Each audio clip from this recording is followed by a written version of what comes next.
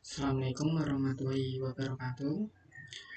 Selamat pagi kepada yang terhormat Bapak Pratomo Setiaji, Eskom, Mkom. Pertama-tama perkenalkan, nama saya Miftahul Huda dengan NIM 20050535159. Saya berada di kelas B. Pada pertemuan kali ini, saya akan mencoba untuk mempresentasikan tugas-tugas dari tugas yang pertama sampai tugas yang terakhir. Yang tugas yang pertama yaitu kita disuruh untuk menginstal sebuah aplikasi. Nah, aplikasinya seperti ini. Di sini adalah langkah-langkah instalasi aplikasinya. Langsung saja saya lanjutkan. Langkah-langkahnya yang pertama, di sini saya ada dua langkah ya. Yang pertama untuk mengunduh terlebih dahulu aplikasinya. Di sini saya sudah menyiapkan ini linknya.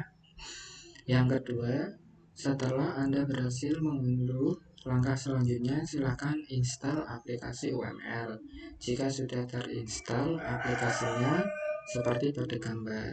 Nah, setelah menginstal aplikasi, gambarnya akan seperti ini atau hasilnya akan seperti ini. Saya akan lanjut untuk tugas yang kedua. Jadi setiap tugas itu diawali dengan nama saya, nama, NIM, dan kelas. Yang tugas yang kedua di sini tugasnya adalah alur sederhana usai kelas pinjam buku di perpustakaan. Nah, untuk yang tugas yang pertama itu meminjam buku di perpustakaan ya. Yang pertama, sebelumnya saya kali ini mengambil tema yaitu peminjaman buku di perpustakaan. Langkah-langkahnya di sini yang pertama saya ada 6 langkah dari datang ke perpustakaan sampai selesai. Ini langkah-langkahnya. Untuk UML-nya gambarnya kurang lebih seperti ini. Karena ini masih pertemuan yang awal, masih simpel, jadi saya membuatnya juga masih sangat sederhana. Tapi nanti ke belakangnya akan semakin detail. Saya akan lanjut. Ini untuk tugas yang ketiga. Di sini detailnya ya. Jadi ini lebih detail dari pertemuan sebelumnya. Di sini ada yang pertama A, yaitu paparan sistem pinjam buku di perpustakaan. Nah, karena dari Bapak dosen itu menyarankan minimal 3 dan maksimal 15, jadi saya membuat langkah-langkah 15 langkah-langkah atau 15 tahap untuk meminjam buku di perpustakaan. Nah, dari pertama mahasiswa datang ke perpustakaan sampai ini petugas perpustakaan memanggil mahasiswa yang melakukan ya ini. Jadi langkah-langkahnya ada 15 langkah saya.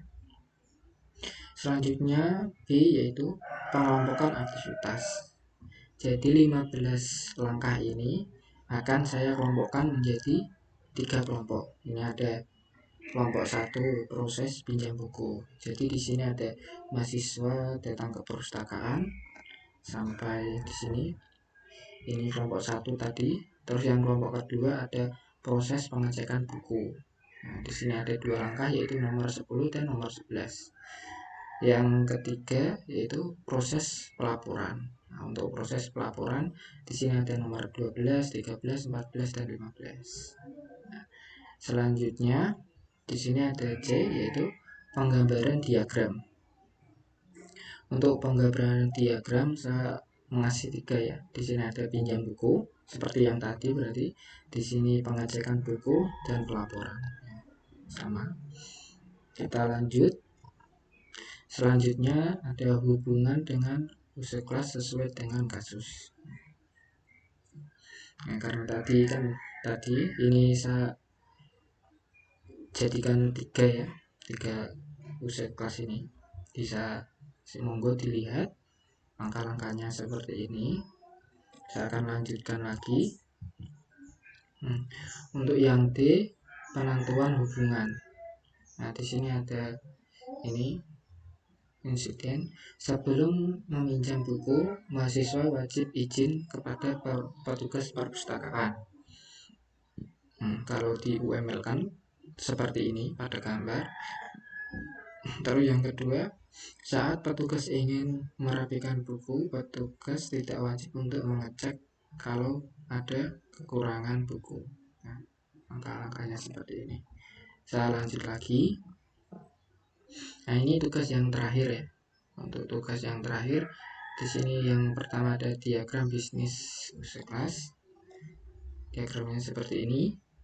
Nah, ini sama ya seperti yang tadi. Terus di sini diagram sistem user kelas. Nah, di sini kurang lebih seperti ini. Selanjutnya yang ketiga adalah skenario user kelas.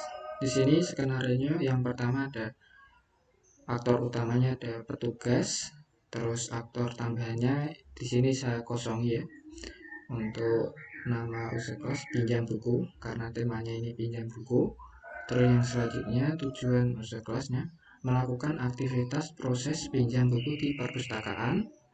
Terus yang selanjutnya ada kondisi awal buku yang akan dipinjam sudah ada di meja perpustakaan. Jadi awalnya ini. Terus yang terakhir buku sudah diberikan kepada peminjam. Nah, di sini ada dua kemungkinan ya, yaitu alur optimistik dan alur pesimistik. Untuk alur optimistiknya saya memberikan 3. Yang pertama adalah petugas meminta kartu anggota perpustakaan kepada peminjam. Terus yang kedua, petugas memasukkan kode buku dan kode kartu anggota untuk pendataan. Yang ketiga, petugas memberikan buku dan kartu anggota perpustakaan kepada peminjam. Nah, ini. Jadi misalkan langkah-langkahnya lancar, aman, nanti seperti ini. Kalau ada kemungkinan kegagalan akan seperti ini. Saya akan bacakan. Yang pertama ini kasusnya, ini solusinya yang kedua. Yang pertama, buku yang akan dipinjam rusak. Yang kedua, petugas mengganti buku yang rusak dengan buku yang masih baik dengan judul buku yang sama. Nah, jadi seperti itu. Jadi untuk kesimpulannya, saya di sini mengambil tema peminjam buku di perpustakaan. Langkah-langkahnya seperti tadi. Nah, urutnya seperti tadi semua sampai akhirnya di sini sudah saya terangkan semua. Sampai di sini ada kasusnya sampai terakhir. Kurang lebih seperti ini yang bisa saya sampaikan. Kurang lebihnya saya minta maaf. Semoga ini bermanfaat. Terima kasih. Wassalamualaikum warahmatullahi wabarakatuh.